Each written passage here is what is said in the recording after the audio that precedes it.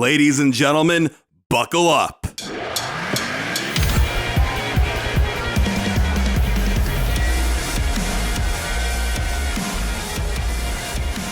Hey guys, I hope you are having a stupendous day today. If you love the Yankees and you're not subscribed, be sure to subscribe, especially if you want to be kept up to date with the latest New York Yankees news or just for plain old New York Yankees discussion. We're on the road now to 14,000 subscribers. I would love to get there by Christmas. So if you can give me that wonderful Christmas gift, that would be a huge blessing. But thank you to those who are subscribed, who hit that like button, who comment. You guys keep this channel going, and I can't thank you enough for that. It means a lot. So, according to people in the know, according to people who are very active in Major League Baseball, the MLB insiders, the MLB journalists, if you will, so many of them believe that the Yankees are going to have a pretty big offseason. Massive, if you will. Let's start off with what Mr. Ken Rosenthal said. Mr. Rosenthal mentioned that he feels that the Yankees are going to have a very similar offseason to the ones that they had in 2008 and 2013. In 2008, the New York Yankees acquired A.J. Burnett, Mark Teixeira, CC Sabathia. 2013, they acquired Masahiro Tanaka, Jacoby Ellsbury, Brian McCann, Carlos Beltran. Then John Heyman comes out and says he believes that the New York Yankees are going to end up with two of these three players, Juan Soto, Cody Bellinger, Yamamoto. New York Yankees, supposedly, according to Martino, reserved the number 18 for Yamamoto. And the reason why they did this is because the number 18 is typically given to the ace of the pitching staff. You would then say to me, probably, Joe, Tanaka wore number 19. What are you talking about? Well, at that time when the Yankees got Tanaka, Hiroki Kuroda had number 18. So Tanaka, out of respect to Kuroda, took 19. So that's why Tanaka did not have number 18. But the Yankees have reserved number 18 just in case if Yamamoto comes to the New York freaking Yankees, and furthers the belief that the Yankees are super duper in and super incredibly interested in Yamamoto.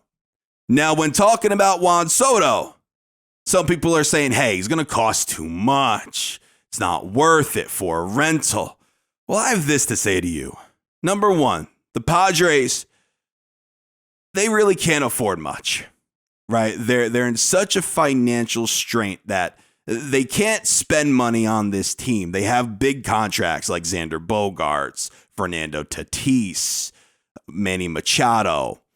Then you have that $33 million contract for 1 year, which he's going to get an arbitration, the $33 million for Juan Soto. That's the only one out of those four players that's actually tradable because he isn't long term. He's young, but he's not long-term. Maybe you could trade it to Tatis, but why would you if you want to build around them? Manny Machado, you can't move. Xander Bogaerts, you can't move. Long-term players who are getting older, you can't move those big contracts. So the only one that you can move to improve your team is Juan Soto because it frees you up some money to maybe go and add some starting pitching, which the San Diego Padres desperately need. And you could also acquire some starting pitching for Juan Soto. So the Padres, and the popular belief is that the Padres, it's not if they're going to trade him, it's who they're going to trade him to. And the Yankees have been linked to Juan Soto, and Jeff Passan has mentioned the Yankees being one of the favorites to go and get Juan Soto. He mentioned that the Cubs, the Mariners, and the Yankees are all positioned to go and get him, but the Mariners and Cubs most likely won't want to part with the pitching that it would take to go and get Juan Soto. But he didn't say that about the Yankees. The Yankees are willing to move that pitching, especially if they could get Yamamoto. And listen, I get it. A 1-year rental, you guys don't want that. In fact, I don't want that. But if you're the Yankees, you go and get Juan Soto, that left-handed bat that you desperately need. You go and get Juan Soto. And if you could somehow, some way extend him before he hits free agency, I know he's a Boris client, but if you could somehow, some way extend him before he hits free agency, pull a Mookie Betts. That's what the Dodgers did. They acquired him in the trade. Then they extended him. So if you're the Yankees and if you could somehow do that, if that's your plan, bravo, friggin' do it. Do it. Trade for him and do it. or if your plan is to have him fall in love with being a Yankee, with having him fall in love with playing for you, and then having a guy like Aaron Judge in the same lineup as him, hitting behind him potentially, and then re-sign him, then do that.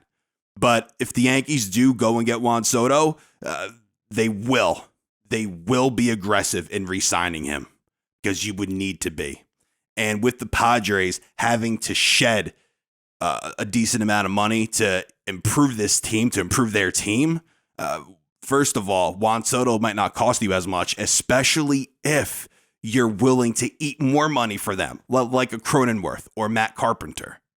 So if you're willing to take on all that money for them so they can maybe reinvest it in starting pitching and free agency, that's something too, which would then mean you wouldn't have to trade as much because you're taking on all that money for them.